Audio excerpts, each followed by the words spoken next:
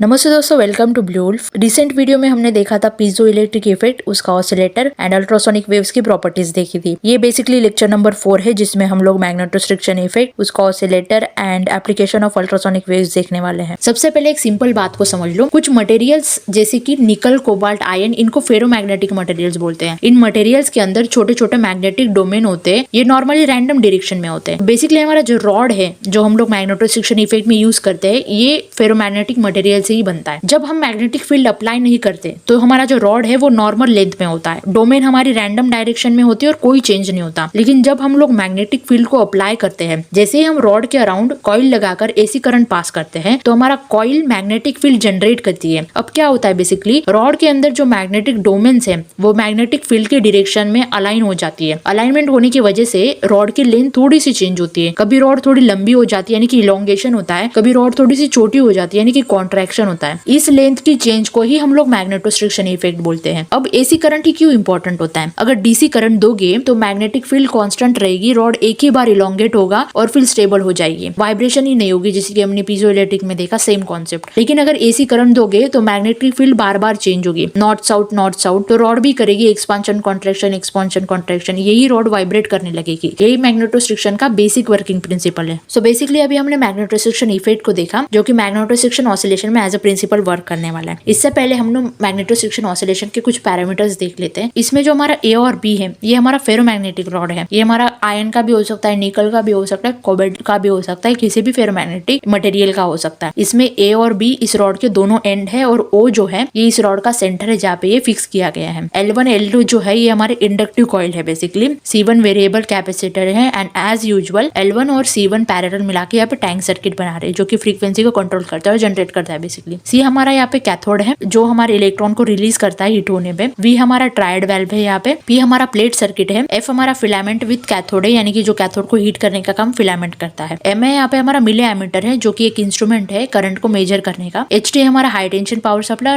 और LT हमारा लो tension power supply. अब हम लोग कंस्ट्रक्शन को डिटेल में समझते हैं। अब तक हमने पैरामीटर्स को देखा कि क्या होते हैं। जैसे कि मैंने पहले भी बताया, AB जो आयन रॉड है उसके दोनों एंड है एंड O पोजीशन पे उसको फिक्स किया है, यानी कि रॉड का मिडल पोजीशन है जिसमें रॉड को फिक्स किया गया है। कॉइल में अगर हम देखें, कॉइल्स में अगर हम देखें तो L1 और L2 हमारा इंडक्टिव कॉइल्स है जो कि रॉड के एंड में वाउंड किए गए हैं। L1 कॉइल हमारा और जो हमारा वेरिएबल कैपेसिटर C है वो दोनों मिला के टैंक सर्किट बना रहे हैं यहाँ पे, जो कि फ्रीक्वेंसी को कंट्रोल करता है। बेसिकली अगर हम लोग कॉइल पे देखें तो L1 हमारा टैंक कॉइल है यानी इंडक्टिव कॉइल और C1 हमारा वेरिएबल कैपेसिटर है। अगर आप लोग देखो, मैंने पहले भी बताया था कि L1 और C1 जब पैरेलल होते हैं तो टैंक सर्किट बनाते हैं। और टैंक सर्किट क्या करता है, फ्रीक्वेंसी को एडजस्ट करने का काम करता है और रेजोनेंट फ्रीक्वेंसी को सेट करने का काम करता है या फिर फ्रीक्वेंसी जनरेट भी करता है। ये सब इसके काम होते हैं। सेकेंडली अगर हम देखें तो L2 जिसको फीडबैक कॉइल भी कहते हैं, ये इंडक्टिव फीडबैक कॉइल होता है। रॉड के वाइब्रेशन को सेंस करके ट्रायोड को फीडबैक देती है ताकि ऑसिलेशन सस्टेन हो सके। V क्या होता है, ये ट्रायोड वाल्व होता है, यानी कि इसको आप वैक्यूम ट्रायोड भी बोल सकते हो। ये ऑसिलेशन डिवाइस होता है। बेसिकली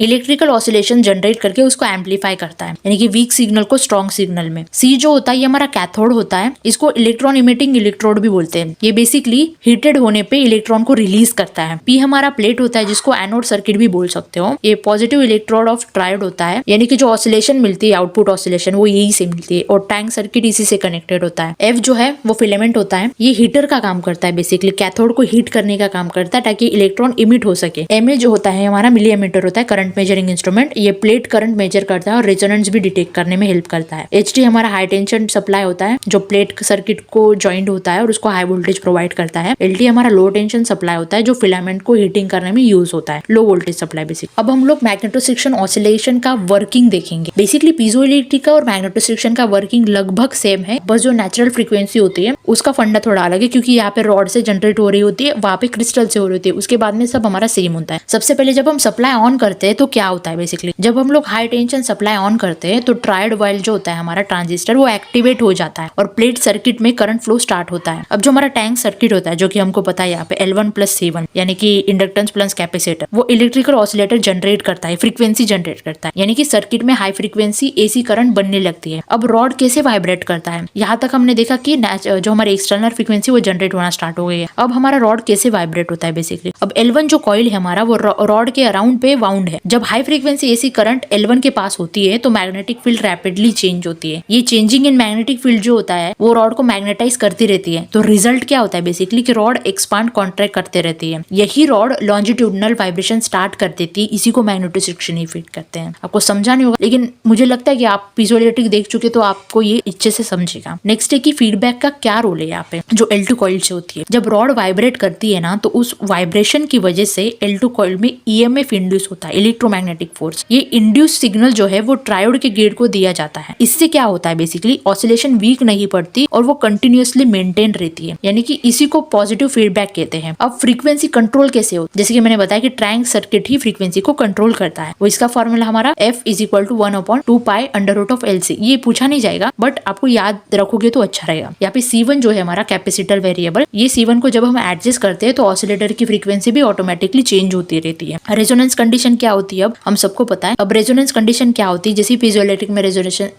पीजोइलेक्ट्रिक में रेजोनेंस कंडीशन सी सेम यहाँ पे अप्लाई है। जो रॉड की फ्रीक्वेंसी है वो नेचुरल फ्रीक्वेंसी, यहाँ पे पीजोइलेक्ट्रिक में वो क्रिस्टल की फ्रीक्वेंसी थी, वो नेचुरल फ्रीक्वेंसी थी, बस इतना ही चेंज है। यहाँ पे हमारा जो फॉर्मूला है वो F = n/2L × Young's modulus upon density है। चेंज क्या है, पीजोइलेक्ट्रिक में हमारा T था L के जगह पे, T यानी कि thickness and L for rod it is length. तो जब ऑसिलेटर की फ्रीक्वेंसी और रॉड की नेचुरल फ्रीक्वेंसी इक्वल हो जाती है तब रेजोनेंस होता है। क्यों होता है, किस लिए होता है, वो हमने पीजोइलेक्ट्रिक में कॉन्सेप्ट क्लियर किया था, तो यहाँ पे हम लोग बार बार उसको नहीं क्लियर करेंगे। अब रॉड मैक्सिमम एम्पलीट्यूड से वाइब्रेट करने लगे और अल्ट्रासोनिक वेव को प्रोड्यूस करती है हाई फ्रीक्वेंसी पे। 20 किलोहर्ट्ज से ऊपर की अल्ट्रासोनिक वेव यहाँ पे जनरेट होती है। इस ऑसिलेटर से अप्रोक्स 300 किलोहर्ट्ज तक की फ्रीक्वेंसी भी मिल सकती है हम लोग को, जो अल्ट्रा मैग्नेटोस्ट्रिक्शन ऑसिलेटर है उससे। मुझे लगता है कि यहाँ तक आप लोग को मैग्नेटोस्ट्रिक्शन ऑसिलेटर और पीजोइलेक्ट्रिक ऑसिलेटर का पूरा कॉन्सेप्ट समझ में आ गया होगा। अब हम लोग एप्लीकेशन देख लेते हैं कि अल्ट्रासोनिक की एप्लीकेशन क्या क्या है, जिसमें पहला है हमारा मेडिकल इमेजिंग, जिसको हम लोग अल्ट्रासोनोग्राफी भी कहते हैं। इसमें एक प्रोब बॉडी के ऊपर रखा जाता है जो अल्ट्रासोनिक वेव्स बॉडी के अंदर सेंड करता है। जब ये वेव्स डिफरेंट टिश्यू या ऑर्गन से टकराती है तो रिफ्लेक्ट होकर वापस आती है। इन रिफ्लेक्टेड वेव्स को ही हम लोग इको कहते हैं। मशीन इको के रिटर्न टाइम को कैलकुलेट करती है और स्क्रीन पर इमेज बनाती है। अब इसमें नॉर्मल साउंड क्यों नहीं यूज किया जाता, क्योंकि बेसिकली जैसे हमने प्रॉपर्टी में देखा अल्ट्रासोनिक वेव्स की वेवलेंथ बहुत ही ज्यादा छोटी होती है, दैट्स व्हाई वो क्लियर एंड डिटेल इमेज निकाल पाते हैं। इसीलिए प्रेगनेंसी स्कैन, ट्यूमर डिटेक्शन या फिर ऑर्गन चेकअप में ये यूज होता है। सेकेंड इंपॉर्टेंट एप्लीकेशन जो है वो हमारा सोनार है, जिसको हम लोग अंडर वाटर डिटेक्शन भी कहते हैं। बेसिकली सोनार का फुल फॉर्म होता है साउंड नेविगेशन एंड रेंजिंग। इसका यूज सी डेप्थ मेजर करने के लिए और सबमरीन डिटेक्ट करने के लिए होता है। इसमें अल्ट्रासोनिक वेव्स पानी के अंदर भेजी जाती है और जब वो सी बेड या फिर किसी ऑब्जेक्ट से टकराती है तो उसको रिफ्लेक्ट होकर वापस आती है। इसमें हम लोग टाइम मेजर करके डिस्टेंस को कैलकुलेट करते हैं बेसिक। थर्ड एप्लीकेशन है हमारा नॉन डिस्ट्रक्टिव टेस्टिंग, जिसको हम लोग NDT भी बोलते हैं। इंडस्ट्री में मेटल ब्लॉक्स, रेलवे ट्रैक्स या फिर एयरक्राफ्ट पार्ट के अंदर क्रैक चेक करने के लिए इसका यूज होता है। मेटल को तोड़ के हम लोग चेक नहीं कर सकते, इसलिए अल्ट्रासोनिक वेव्स को मेटल के अंदर भेजा जाता है। अगर मेटल में क्रैक है तो वो